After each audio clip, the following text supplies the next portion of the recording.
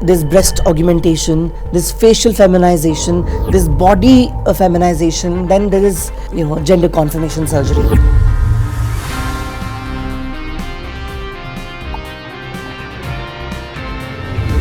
जब school pass out किया तब तो मेरे लिए सबसे the biggest happy moment of my life was what? Tell me, guess. Very difficult to guess.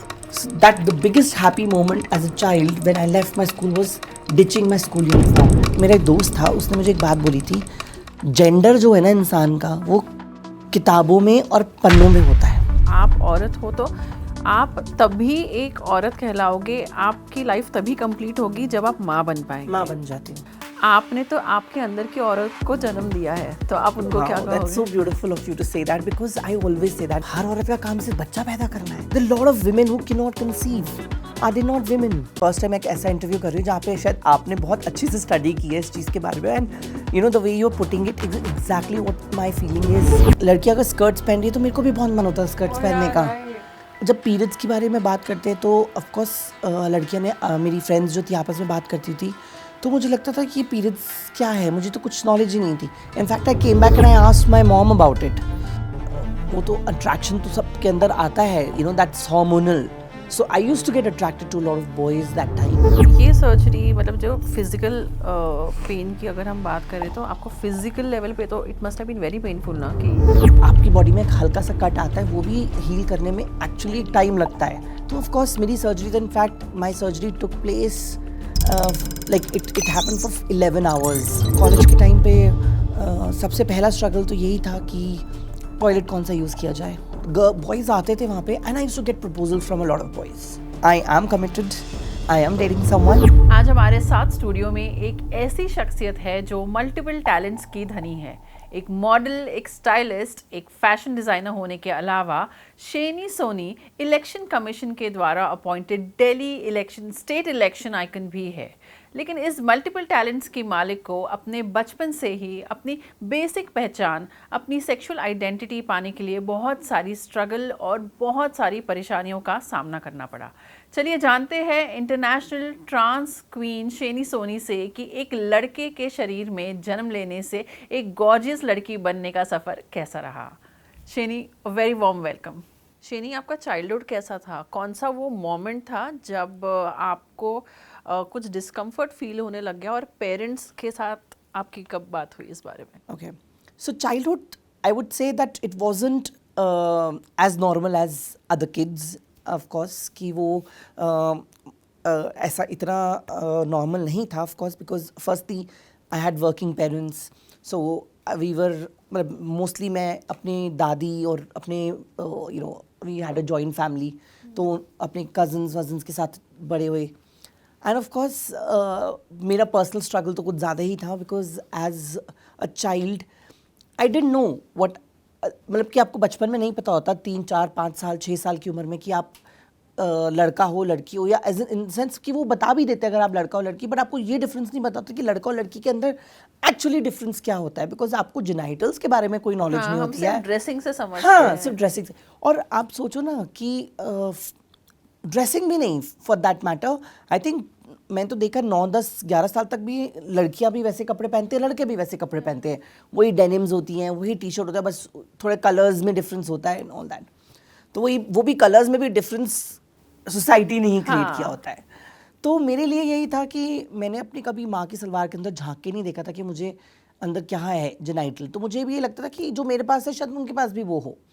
तो जब वो धीरे धीरे वो मेरा बबल बर्स्ट हुआ, when society, when you hit the puberty, जब आप, I've always had lot of girls as friends बचपन में, तो वो हमेशा हम बारबी डॉल से खेलते थे, हमेशा हम ऐसे सी, तो all the girly games and girly things we used to play.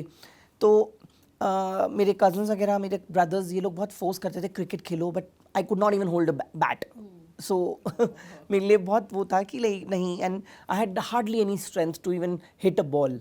सो मेरे को हमेशा था कि नहीं, I want to play with my Barbie dolls. So I in fact had about more than 60 Barbie dolls in my childhood. So ये था. तो जब आप एक ऐसी एज में आते हो जब योर प्यूबर्टी हिट्स यू, तो आपको सेपरेट कर दिया जाता है गर्ल्स को बॉयज़ को in a way, because of course hormonal changes शुरू होते हैं. तो मैं अपनी जो फ्रेंड्स को देखती थी ना, तो वो मतलब they used to grow, they start growing their breast eventually 14-15 साल की उम्र में. एंड मेरे को लगता था कि मेरे साथ क्यों नहीं हो रहा ये. तो ये सब चीज़ें I started feeling. And then of course you know for me I was always a woman inside. It was the society that hammered this in my head that you are not a woman. You're born as a boy and you're supposed to behave like a boy. And I didn't understand why are they defining what I'm supposed to behave like. Because मेरे को हमेशा से I think it is because of my mother. I was a very strong-headed person. My mother has been very strong-headed. तो मुझे लगता था कि नहीं, मतलब कि ये जो अंकल, मैं अगर सोसाइटी में खेलने जा रही हूँ लड़कियों के साथ, तो अंकल मुझे क्यों बोल रहे हैं कि लड़कियों के साथ मत खेलो. Who is he to tell me? Because I am sorry, like you know I always had this little rebel in me. तो ये था. And then of course eventually जब, हाँ एक बात ज़रूर थी कि within all this thing happening in a child's life there was a constant fear in my head. वो कॉन्स्टेंट फियर ये था कि शायद मे बी मैं अकेले ऐसे हूँ दुनिया में, because I could not see anyone else around me like that. So क्योंकि एज अ चाइल्ड आपकी दुनिया is very confined. you're like only limited to your school, your little area around your house. That's it. You've not seen the world yet. So for me, that was my world. And for me, that particular time, I always used to think that क्या मैं अकेली हूँ ऐसे? क्यों, मतलब मेरे को मेरे जैसा कोई और नहीं है दुनिया में शायद. तो वो that fear of just the only person that used to scare me, कि that how will I live further. मुझे आगे जाके क्या कर, मतलब मेरे को खुद समझ नहीं आता था. तो but I think I was 7-8 year old. उस टाइम पे एक पहचान करके एक सीरियल आता था सोनी पे. तो उसमें एक शैडो के अंदर there was this one trans person who was sitting in an interview, and that person was talking everything what I also felt as a child. So for me, that was the first moment of relatability. First moment of relatability that I found that नहीं यार ये ऐसे और भी है. आपको ऐसा relax feel हुआ वो देख के कि oh I am not the only one, और भी ऐसे लोग हैं जिन्हें ऐसा कुछ फील होता है? Definitely there was a breath of ease that okay, no, there's one more person like that, one more person like me. So eventually when of course we grew up, तो कई बार जो मेरे पेरेंट्स के ऊपर pressure आता था ना, उनके ऑफिस से peer pressure, then societal pressure, then relatives, everybody around, तो मुझे तब लगता था कि like why are they suffering because of me. So I tried to change myself, seek help from a psychiatrist, went to psychologist, but nothing could help me. And that is the time I decided that this is my struggle, this is something that I need to explore, and this is something that I need to see for myself. So it is as soon as I, of course, cleared my 12th class, I stepped out of my house and I thought like I have to do everything on my own. So yes, I moved out of my house at the age of 17. And as far as हम बात कर रहे थे कि parents से कॉन्फ्रंट्रेशन कब हुआ, तो पेरेंट्स से तो मैंने कभी कन्फ्रंट किया ही नहीं. So it was more like you know I know, let's not talk about it. So there was nobody to address the white elephant in the room. So मेरे पेरेंट्स को हमेशा ही लगता था कि चलो मे बी होता है दिमाग में, होता है ना कि जैसे जैसे बड़े होंगे ठीक हो जाएगा, बड़े बड़े होके ठीक हो जाएगा, दिमाग में था. Of course I knew it silently also, they had this thing. But again it was not a disease. It was something that I genuinely felt from within my heart. तो मुझे लगा कि नहीं, चलो this is my struggle. तो मुझे अपने parents से थोड़ा डिस्टेंस पे रहना पड़ेगा, बिकॉज आई डोंट वांट मेरी वजह से उनके ऊपर कोई सोसाइटल प्रेशर आए. उसके बाद मैंने निफ्ट में एडमिशन लिया. एक मुझे आपके एक स्कूल के बारे में पूछना है कि आई एम श्योर आपने बोला भी था कि स्कूल में ऑफ कोर्स ऐसे मोमेंट्स होते थे जब आपको बुली भी करते थे. यस. एंड जैसे आई एम श्योर कि आपके फीमेल फ्रेंड्स थे, तो स्कूल में व्हेन योर गर्ल फ्रेंड्स उनके फर्स्ट पीरियड्स आते हैं, वो बात करते हैं, वो डिस्कस करते हैं उस बारे में, तो कभी इस बारे में बात होती थी? तो कभी आपको लगता था कि ये सब क्या हो रहा है? ऑफ कोर्स साइलेंटली बुलिंग तो चलती थी, काफ़ी लोग बातें करते थे because of course you know when you are feminine and as a boy in a society you are a feminine boy, it was derogatory. हाँ, मजाक उड़ाते थे। वो था डेरोगेटरी लोगों के लिए उस टाइम पे। तो मुझे लगता है उस टाइम पे बोल नहीं पाते थे लोग because of course I was teachers pet कहते हैं ना, तो ज़्यादा बोल नहीं पाते थे। But I had a friend you know who was even like you know in school later I had a friend, तो वो भी थोड़ा फेमिनिन था, बट मेरे को कभी हमारी भी आपस में बात नहीं हुई थी, तो उसको थोड़ा ज़्यादा बुली करते थे लोग। फिर इवेंचुअली आई थिंक 11th-12th में जब आए तब बहुत सारे फ्रेंड्स बने, देखते थे, बहुत लड़कियां भी बहुत फ्रेंड्स थी, तो they used to talk and all. तो मेरे को एक रिलेटेबिलिटी फैक्टर मिसिंग लगता था वहाँ पे कि they are talking such things because of course you know when after puberty आपकी जो फीमेल ग्रोथ होती है वो डिफरेंट होती है, मेल ग्रोथ डिफरेंट होती है। तो बट मैंने तो पूरा टाइम कन्फाइनमेंट में निकाला, तो ना मुझे ये पता था कि लड़के कैसे बिहेव करते हैं, ना मुझे ये पता था लड़कियाँ कैसे बिहेव करती हैं आपस में। सो इवेंचुअली थोड़ा बहुत I learned and all, and then after that जब स्कूल पास आउट किया तब तो मेरे लिए सबसे you know what the biggest happy moment of my life was what? Tell me, guess. Very difficult to guess. That the biggest happy moment as a child when I left my school was ditching my school uniform. Oh. I don't have to wear that anymore. Oh. Because that was probably the point where I was differentiated. हाँ. So मेरे लिए वो था कि मेरे को लड़कियां अगर स्कर्ट्स पहन रही है तो मेरे को भी बहुत मन होता है स्कर्ट्स Oh पहनने yeah, का। right. बट जब वो 12th क्लास खत्म हुआ I was like thank God that I don't have to wear that pant anymore. हाँ, that must be a punishment all throughout. So imagine like what every day a child is going through. Imagine that what your internal feelings are as a child and what you are living under a pressure of society is completely contradicting. Right. So जब periods के बारे में बात करते हैं तो of course लड़कियां ने मेरी फ्रेंड्स जो थी आपस में बात करती थी, तो मुझे लगता था कि पीरियड्स क्या है, मुझे तो कुछ नॉलेज ही नहीं थी। In fact I came back and I asked my mom about it, तो मम्मा ने मेरे को बताया कि दैट्स सब यू नो ये एक लड़की की लाइफ में होता है, you know they get periods because that's the beginning of their puberty in a way, कि उनकी you know it's a part of when they grow up and you know they can bear a child and they can conceive. So this is an entire, and plus of course 9th-10th में when you read bio, so of course थोड़ा बहुत तो आपको पता है reproductive systems पढ़े होते हैं, तब थोड़ा little knowledge, but again I used to feel a little left out when those conversation happened, कि वो थोड़ा सा अलग लगता था, कि लगता था कि अब मैं कैसे बात करूँ इस बारे में। जब तो वहाँ पे थोड़ा सा एज आई सेड ना थोड़ी रिलेटेबिलिटी कम लगती थी। तो ऑफ कोर्स उसके बाद जब आई थिंक स्कूल ख़त्म हुआ तब एक सबसे बड़ा रिलीफ ये तो था ऑफ कोर्स कि मुझे वो नहीं पहनना, because once you are out of the school I can grow my hair long, क्योंकि वो मेरे बहुत बड़ी प्रॉब्लम थी। मेरे एक सर थे कैप्टन सर, वो हमेशा पकड़ लेते थे कि बाल तेरे लंबे क्यों हैं, काट इसको। So and I used to feel very sad. I had beautiful lovely hair, I always had this amazing hair, तो वो काटना मेरे को लगता था क्यों, why I'm supposed to cut my hair। फिर of course ये भी लगता था कि हाँ चलो कुछ नहीं होता, some girls have their short hair, so my very little ways of convincing myself was that okay there are lot of tomboys around me, you know there are a lot of other girls who also had short hair, so that was a matter of relief for a child। So college की journey कैसी थी? I think आप 17 थे जब आपने घर छोड़ दिया था। सो कॉलेज की journey I would say that interesting थी काफ़ी, because firstly I got admissions in NIFT.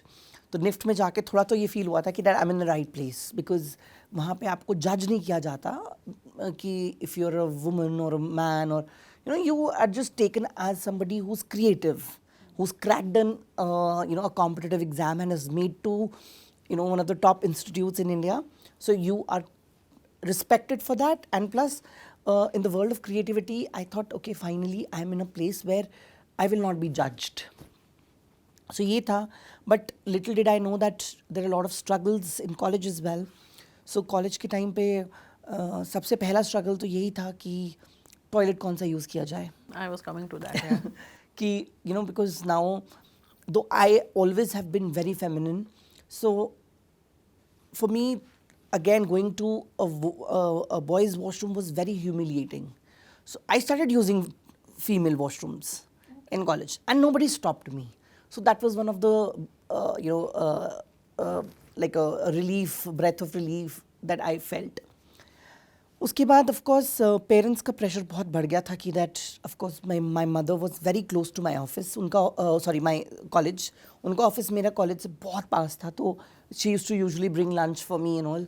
तो उनके जब ऑफिस मतलब कि कॉलेज से मैं उनके ऑफिस जाती थी तो ऑफ कोर्स उनको लगता था कि कैसे कपड़े पहने हैं. And in NIFT we were crazy, we used to wear everything and anything which is insane, because you know that sense of age a teenager, the sense of expressing yourself becomes so massive, and especially when you're in a creative zone and Right. creative institute, आपको लगता है कि आप हर कुछ अपना जो expression है वो अपने क्लोथ्स के थ्रू निकालो. तो मेरे लिए बहुत ज़रूरी था उस टाइम पे, लाइक यू नो, अपने आप को एक्सप्रेस करना the way I felt from within. That was the time I started wearing skirts, I started wearing feminine clothes, dresses. उससे पहले तक तो वही pants, maximum denim, tight fitted denims पहन लिए, टी शर्ट्स पहन ली. But that time I started wearing a little more, you know, towards feminine clothing, if you'll say. So my mom used to feel very intimidated by that okay, you know, you don't come to my work, because of course she was working for a government office. So she used to feel that okay, nahi. And there was a moment where I kind of had a little argument with my parents on call, that if you have to stay out, then now you start affording yourself, because अगर घर पे रहना तो हमारे हिसाब से रहो. तो that was the time I started working in McDonald's. और हमारा स्केड्यूल बहुत बिजी होता था कॉलेज का, क्योंकि 5:30 कॉलेज ख़त्म हो रहा है, 6 o'clock मुझे साकेत मैकडोनल्ड्स में पहुंचना होता था हौस खास से. So I to run literally, and वहाँ जाके 6 hours का वर्क होता था मेरा, and I to get very less money for it, but वो मेरे लिए बहुत था कि I have to pay my share, my bills in terms of my share of rent, my share of food, and I don't mind even telling that I've been through a phase जहाँ पे मेरी जेब में 10 रुपये थे. मुझे पता था सैलरी 3 दिन बाद आएगी, तो वो 10 रुपये में मैं आज खाना खाऊँ, कल खाना खाऊँ या परसों. तो उसके लिए मेरे को मेरी एक मतलब बहुत ही मतलब I don't know, God was very kind to me that I got little sense कि हाँ, वो 2.5 रुपये की एम्स से टिकट जाती लगती थी गुरुद्वारा बंगला साहिब की. सो आई took that 2 days in langar. I had food, so I realized that okay, you know, sometimes you have to learn to manage in what you have. So yeah, तो कॉलेज लाइफ थी interesting. College life obviously is incomplete without dating, तो dating life कैसी थी आपकी? So college life में I'll tell you what, I've had such funny incidences in my life. So हमारा college के बाहर there was like a platform जहाँ पे हम लोग बाहर शाम को चिल करते थे काफ़ी टाइम. तो वहाँ पे ना काफ़ी लड़के आते थे, क्योंकि निफ्ट है, निफ्ट की गर्ल्स तो like you no Very well dressed. very well dressed, and they're like hep girls, and they were like Very smart. very out there, and उनको लगता था बहुत open minded भी होती हैं. तो boys आते थे वहाँ पे, and I used to get proposals from a lot of boys, Oh, because as I said that I was very thin, would dress up so nicely. I was famous for wearing boots. I used to have like some really good collection. I still have very good collections of boots. So I've always been very obsessed with shoes. So I used to get a lot of proposals, but of course it was very difficult for me to tell people that they would think that I'm a woman. So, but you know, when you're dating, you cannot lie and date, of course. Right. So it used to be very funny, and then you know, my friends would actually make fun of it in a way, not me, but of the person that, darling, let me, you know, enlighten you a bit, that the person that you are trying to propose is this. And you know, for me, fortunately, I would say that there are a lot of guys who tried to propose me or tried to, you know, come close to me. They were okay with me. Like, they were okay with the fact that, okay, I'm different. So, but I never dated, of course, that time. My focus was only to study and to make a life for myself. But again वो तो attraction तो सबके अंदर आता है, you know, that's hormonal. So I used to get attracted to lot of boys that time. लगता था कि नहीं, oh this is a very good looking guy, this guy is very nice. But of course dating नहीं था. दिमाग में हमेशा यही था कि नहीं, I have to make a life for myself. So focus बहुत स्ट्रांग था मेरा लाइफ में. जब आपको ये रियलाइजेशन हुआ कि सबसे पहले तो ये रियलाइजेशन आपको कि you actually need to undergo a surgery, आपको एक सर्जरी करनी है, ये जब हुआ तो वो सिचुएशन कैसी थी, वो मोमेंट्स कैसे थे? सी ऑफ कोर्स जब कॉलेज के टाइम पे जब यू नो अगेन कन्फाइनमेंट से बाहर निकली, एक स्कूल लाइफ से बाहर निकल के एक दुनिया देखने शुरू की मैंने, तो उस टाइम पे निफ्ट में मैंने बहुत लोग देखे थे जो मेरे जैसे थे. और मैंने फिर कुछ केसेस सुने थे निफ्ट में that you know there was somebody from my super duper senior who changed into a woman. And जब वो सुनाई दिया ना, तब मुझे लगा नहीं. And then I came across a lot of other trans women also. मतलब कि वो आपका जो दायरा है ना, आपकी ज़िंदगी का होराइजन्स बढ़ जाते हैं, दायरे बढ़ जाते हैं. तो आप जब लोगों से मिलना शुरू करते हो तब आपको लगता है चीज़ें पॉसिबल है. तो तब तक तो मुझे लगता था कि मे बी पता नहीं, I am a woman that I don't know. मतलब I never thought about surgeries and all because there was no knowledge about it. But when I started slowly getting knowledge about, okay, there is something called sex reassignment surgery or gender confirmation surgery, I was like, okay, this is my goal. I don't know, I didn't know that कहते हैं ना, अर्जुन ने सिर्फ मछली की आँख की तरफ देखा था और तीर मारा था. तो मेरे लिए हमेशा से ऐसे होता था कि जो मेरे गोल्स होते थे लाइफ के, वो बस that is my goal. Today tomorrow some time I have to do that. But एक और चीज़ बहुत ही स्ट्रॉन्ग थी मेरे दिमाग में हमेशा से कि I want to do it with my parents. I don't want to do it without them because see I'm sorry, like, you know, I know people like me go through a lot of things, lot of struggles in life, lot of personal struggles, but we completely forget that, you know, we become so selfish that we forget that our parents are the ones who brought us to the world. If they are not understanding, we should give them time, because to realize what you are, to accept who you are, you also took enough time to, you know, to understand yourself. Then how do you expect your parents? See, this is very simple. Of course, you know, exceptions are there, but not, I don't think so parents hate their children. Absolutely. They cannot. You know, you're a part of them, you've come out of them. That is biologically not possible. Yeah, and you know, jokingly, I've told this, you know, to a lot of journalists. They tried to ask me that, when did you come out? I said, I came out only once from my mother's womb. How many times you want me to come out? So, you know, I've always think that parents are the ones that they have given us birth. I think if somebody would ask me today, one thing that I would regret in my life, though I do not regret, one thing I regret in my life, that I stepped out of my house at the age of 17. I should have lived with my parents to make them also understand what I am feeling. Because the journey has to be lived together to understand and to create that whole sense of sensitivity towards each other. तो वो मैंने I think miss करी. तो वो जो gap था, वो gap बढ़ता ही गया. तो इवेंचुअली आई थिंक काफ़ी सालों के बाद, जब थोड़ा सा आई थिंक कोविड वगैरह के टाइम की बात है, तो दैट वाज द टाइम मेरे को मिस ट्रांस क्वीन इंडिया का क्राउन मैंने जीता था. तो उस टाइम पे जब मेरी कवरेजेस इतने न्यूज़पेपर्स में, इतनी मीडिया में मेरे बारे में बात की गई, तब मेरे पेरेंट्स को थोड़ा सा प्राउड फील हुआ. एंड प्राउड इसलिए फील हुआ क्योंकि उनको लगा, मेरी मॉम को ना हमेशा से ये लगता था कि she told me that, okay, very beautiful thought it came from her, that I was never against you. I was, as a mother, trying to protect you, because I know as a woman how much I have struggled in this world and in this society, and seeing my child going through even a little more difficult path scared me.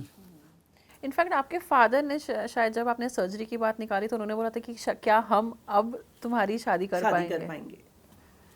तो for my parents, they always knew that they have a daughter, but it was just societal pressure. It is just that you know वो एक उस time पे I think उनकी इतनी हिम्मत नहीं थी या उनको इतना करेज नहीं था कि वो इस चीज़ को एक्सेप्ट कर ले सोसाइटी के आगे, जो इवेंचुअली उन्होंने किया। तो वही बात आती है कि वो तब किया बिकॉज उनको रियलाइज़ हुआ कि मतलब मेरी happiness is bigger than society. तो सर्जरी जब आपने की तो इसके इमोशनल और फिजिकल चैलेंजेस क्या थे? बिकॉज फाइनेंशियल ऑफ कोर्स रहने वाले हैं, but that is the least honestly. Of course, when you undergo surgery, you plan your finances for it. I think सबसे बड़ा जो मेरा इमोशनल चैलेंज था दैट सर्जरी से पहले तक ना I was very restless as a person. बहुत रेस्टलेस थी, ये भी करना है वो भी, सब कुछ like I used to be busy keeping myself always occupied. Surgery के बाद there was a sense of calm. Everything toned down, everything became calm because I think आपकी लाइफ का जो सबसे बड़ा गोल था, to make your body and your soul meet, that amalgamation of both, that sense of being at, okay, now this is it, I'm in the right body, I am in the right spot where I belonged. That created a lot of calm, and I think I became over emotional. Before that, I was a little less emotional. I was ruthless. I would not lie to you.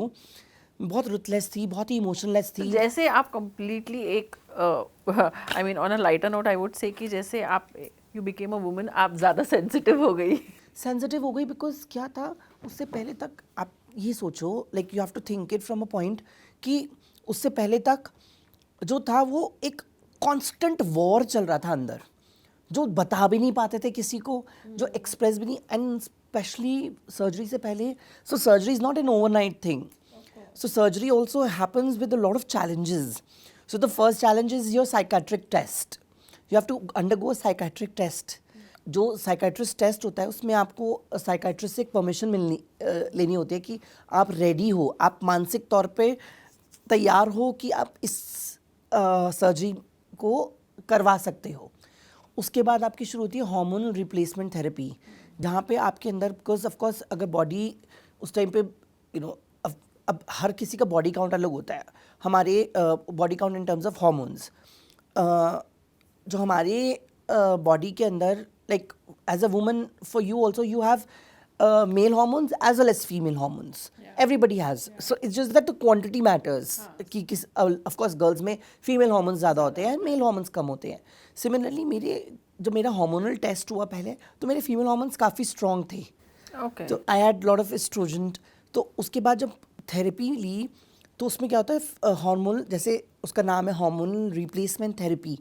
तो hormone replacement जब होती है तो that means you are replacing the hormones, like you're suppressing the testosterone and you're thriving the estrogen in your body. तो उस time पे आपके बहुत सारे changes होते हैं. For example, बहुत difficult phase होता है. when you go through a period, the mood swing, because there's hormonal imbalance in your body, there's mood swing, there's massive amount of this whole depressed feeling. You have anxiety, you feel very weird and plus very vulnerable of course. So वो challenge बहुत strong होता है, specially जब आप start करते हो hormones. In fact जो मेरे डॉक्टर थे उन्होंने मेरे को बोला था जब हार्मोन्स मैंने स्टार्ट किए थे कि don't be alone and you need lot of care and love during that time. जब आप हार्मोन्स ले रहे होते हो, हार्मोन्स ख़त्म, मतलब कि वो उसका एक पर्टिकुलर टाइम ख़त्म होता है, तो after that only you undergo surgery. तो सर्जरी भी काफ़ी तरह की सर्जरीज होती हैं, like for example this breast augmentation, this facial feminisation, this body feminisation, then there is gender confirmation surgery. So there different kind of surgeries. तो ये surgery, मतलब जो फिजिकल पेन की अगर हम बात करें तो आपको फिजिकल लेवल पे तो it must have been very painful ना, कि कंप्लीटली ये ऐसे सारे प्रोसेसेस है. When you're undergoing knife, when you're under the knife and your body, there's आपकी बॉडी में एक हल्का सा कट आता है, वो भी हील करने में एक्चुअली टाइम लगता है, और ये तो काफ़ी बड़ा सर्जरी है. तो ऑफ कोर्स मेरी surgery, in fact my surgery took place, like it happened for 11 hours.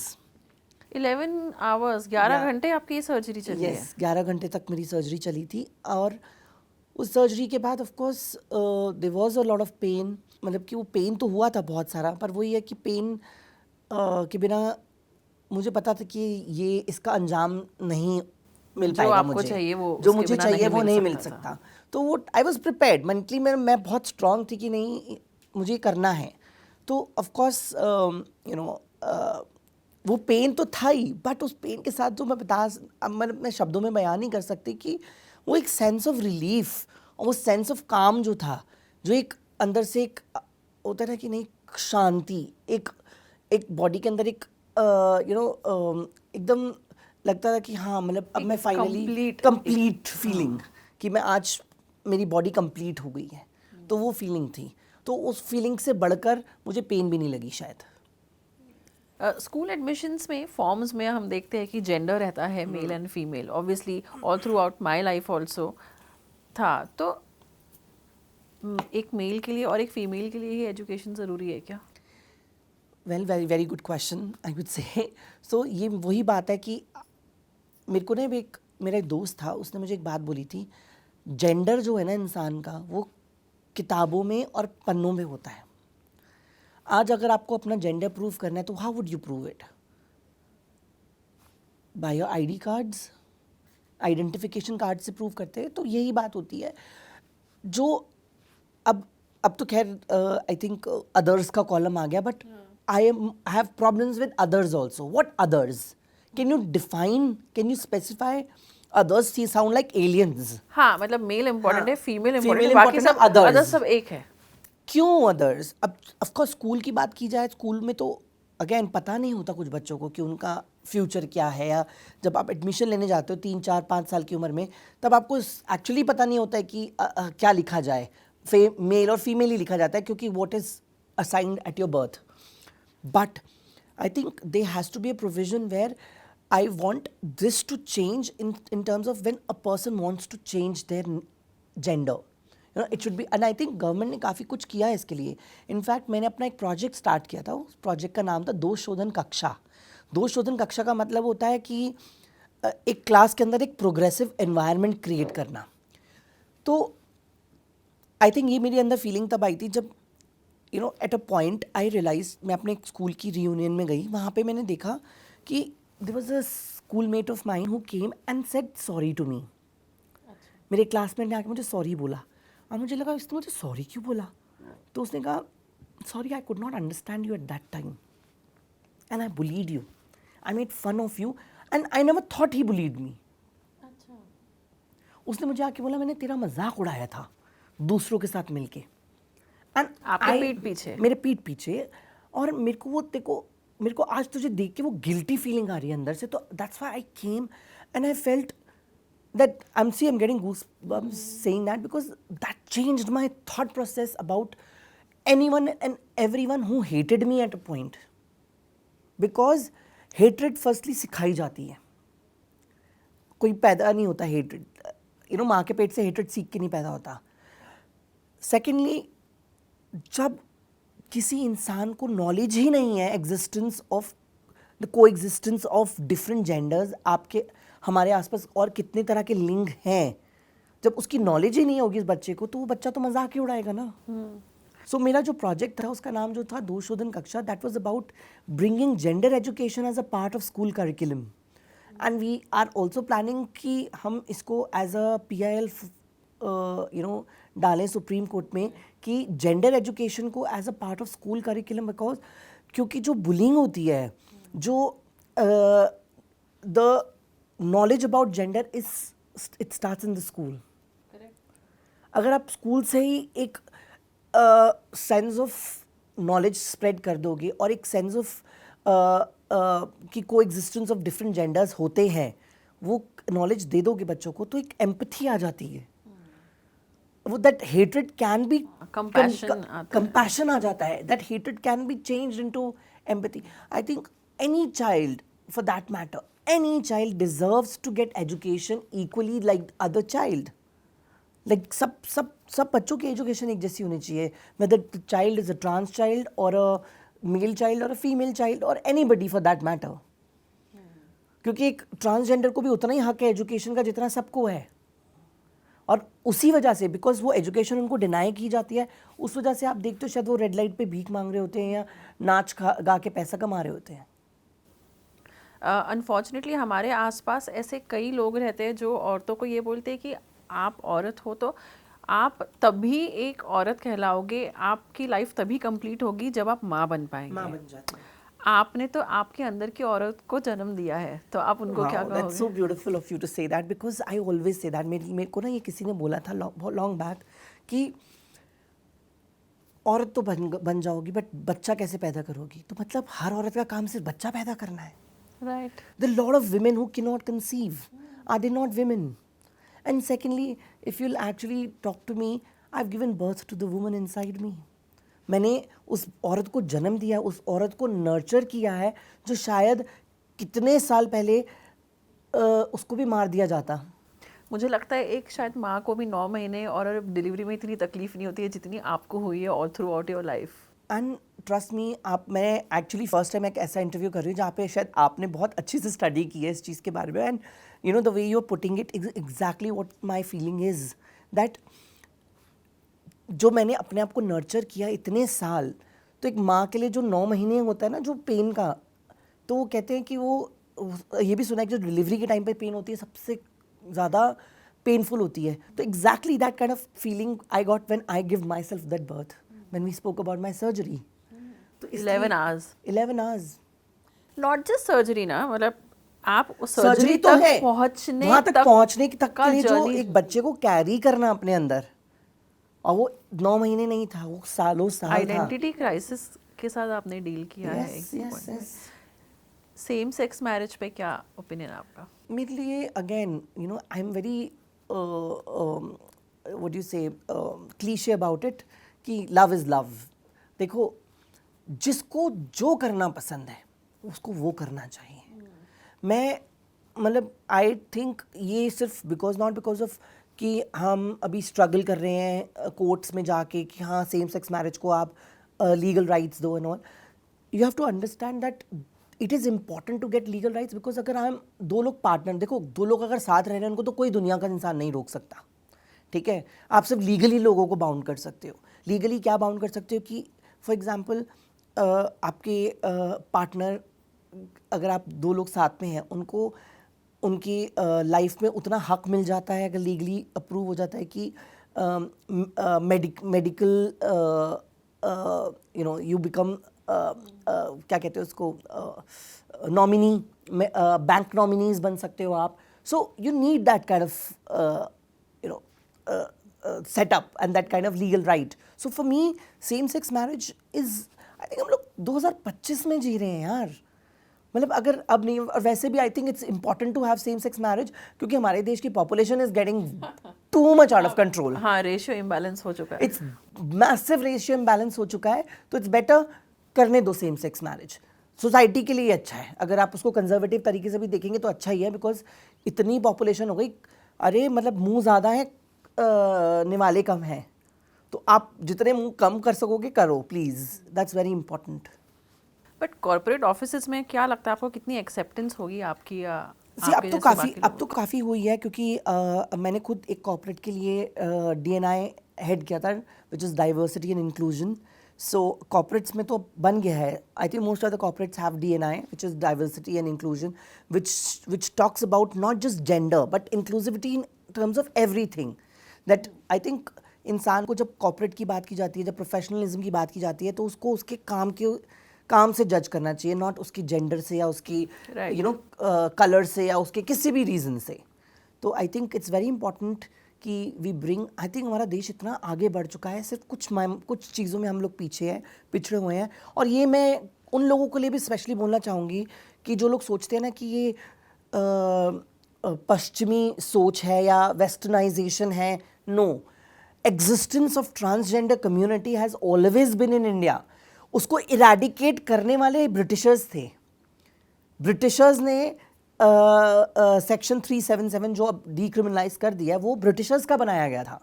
उसके अलावा existence of transgender individuals has always बिन। आप इंडियन माइथोलॉजी को उठा के देख लो, उसमें भी श्रीखंडी है, ठीक है, और उसमें अर्जुन ने एज अ वुमन कितने साल रहे थे, तो ये सब चीज़ें आपको दिखेंगी हमारे माइथोलॉजी में भी। तो एग्जिस्टेंस तो हमेशा से था, एक्नॉलेजमेंट नहीं थी, तो एक्नॉलेजमेंट आ चुकी है। बट यही है कि to make things easier for children, to make things easier, to make their childhood, to make a child do not lose its childhood, it's very important that we start acknowledging it from the childhood. मेरी हमेशा से ना एक मैं हिंदू परिवार से आती हूँ और बहुत गर्व है मुझे इस बात का।